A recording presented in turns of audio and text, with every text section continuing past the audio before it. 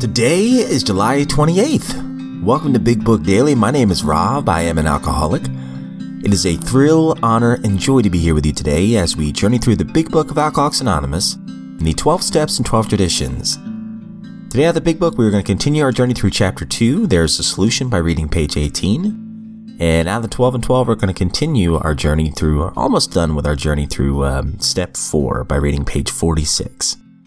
And of course, we'll read today's entries in the Daily Reflections in 24 hours a day. So with that, hope you all are doing well this morning. We've been given a brand new set of 24 hours. What a blessing it is just to be alive, and not have to live a life of quiet desperation. I heard somebody say that in the rooms not too long ago, and that just stood out to me. It feels so good to not have to live a life of quiet desperation. Sobriety is so much better than what I was doing before. But anyway, let's go ahead and get to the good stuff.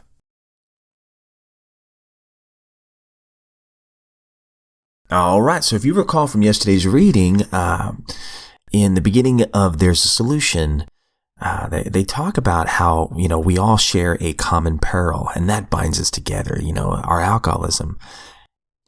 It's an amazing feeling. That feeling of having shared in a common peril is one element in the powerful cement which binds us. They also mention another, and that is the common solution. We're going to talk a little bit more about that today. We're on page 18. An illness of this sort, and we have come to believe that it is an illness, involves those about us in a way no other human sickness can. If a person has cancer, all are sorry for him and no one is angry or hurt. But not so with the alcoholic illness. For with it, there goes annihilation of all things worthwhile in life. It engulfs all those lives that touch the sufferers. It brings misunderstanding, fierce resentment, financial insecurity, disgusted friends and employers, warped lives of blameless children, sad wives and parents. Anyone can increase the list. We hope this volume will inform and comfort those who are or who may be affected. There are many. Highly competent psychiatrists who have dealt with us have found it sometimes impossible to persuade an alcoholic to discuss his situation without reserve. Strangely enough, wives, parents, and intimate friends usually find us even more unapproachable than do the psychiatrist and the doctor. But the ex-problem drinker who has found this solution, who is properly armed with the facts about himself, can generally win the entire confidence of another alcoholic in a few hours. Until such an understanding is reached, little or nothing can be accomplished.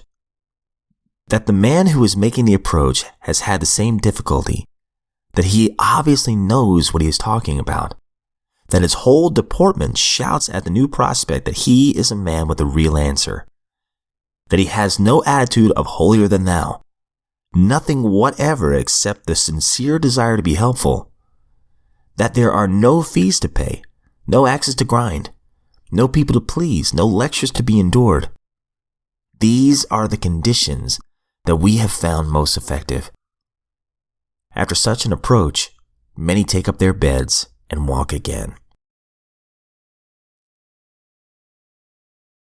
Out of the 12 and 12 we're on Step 4, made a searching and fearless moral inventory of ourselves. Page 46. At this stage of the inventory proceedings, our sponsors come to the rescue. They can do this, for they are carriers of AA's tested experience with Step 4. They comfort the melancholy one by first showing him that his case is not strange or different, that his character defects are probably not more than numerous or worse than those of anyone else in AA. This the sponsor promptly proves by talking freely and easily, and without exhibitionism, about his own defects, past and present. This calm yet realistic stock-taking is immensely reassuring. The sponsor probably points out that the newcomer has some assets which can be noted along with his liabilities. This tends to clear away morbidity and encourage balance. As soon as he begins to be more objective, the newcomer can fearlessly, rather than fearfully, look at his own defects. The sponsors of those who feel that they need no inventory are confronted with quite another problem. This is because people who are driven by pride of self unconsciously blind themselves to their liabilities. These newcomers scarcely need comforting. The problem is to help them discover a chink in the walls their ego has built, through which the light of reason can shine. First off, they can be told that the majority of AA members have suffered severely from self-justification during their drinking days. For most of us, self-justification was the maker of excuses. Excuses, of course, for drinking, and for all kinds of crazy and damaging conduct. We made the invention of alibis a fine art. We had to drink because times were hard or times were good. We had to drink because at home we were smothered with love or got none at all. We had to drink because at work we were great successes or dismal failures. We had to drink because our nation had won a war or lost a peace. And so it went ad infinitum. Daily Reflections, July 28th. Those who still suffer. Let us resist the proud assumption that since God has enabled us to do well in one area, we are destined to be a channel of saving grace for everybody. AA Comes of Age, page 232.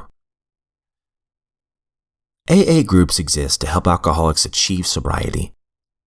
Large or small, firmly established or brand new, speaker, discussion, or study, each group has but one reason for being: to carry the message to the still suffering alcoholic. The group exists so that the alcoholic can find a new way of life, a life abundant in happiness, joy, and freedom. To recover, most alcoholics need the support of a group of other alcoholics who share their experience, strength, and hope. Thus, my sobriety and our program survival depend on my determination to put first things first.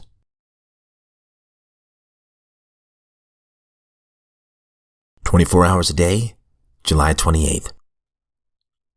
AA Thought for the Day.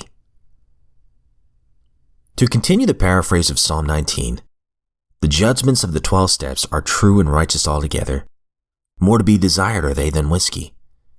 Yea, than much fine whiskey, sweeter also than wine.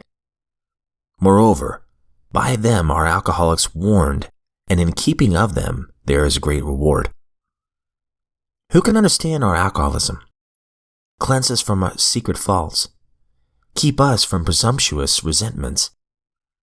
Let them not have dominion over us. Then shall we be upright and free of the great transgression. Am I resolved that liquor will never again have dominion over me? Meditation for the day. God can be your shield. Then no problems of the world can harm you. Between you and all scorn and dignity from others is your trust in God, like a shining shield. Nothing can then have the power to spoil your inward peace. With this shield, you can attain this inward peace quickly, in your surroundings as well as in your heart. With this inward peace, you do not need to resent the person who troubles you. Instead, you can overcome the resentment in your own mind, which may have been aroused by that person. Prayer for the day. I pray that I may strive for inward peace. I pray that I may not be seriously upset, no matter what happens around me. All right, my friends, some great reading today, as always. So I'll just talk about the big book reading today. I really like the bottom of 18 here. These are some great steps for anyone who wants to work with an alcoholic. We don't necessarily preach at him or act like that. Here's some tips for us.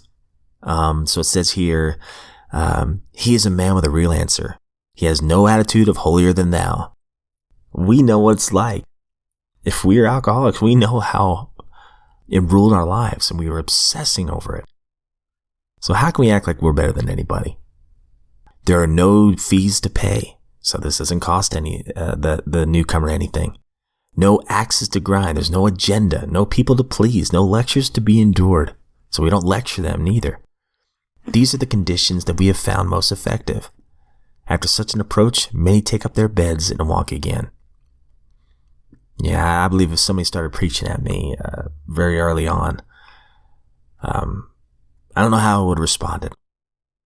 However, when I first came into the rooms and the fellowships,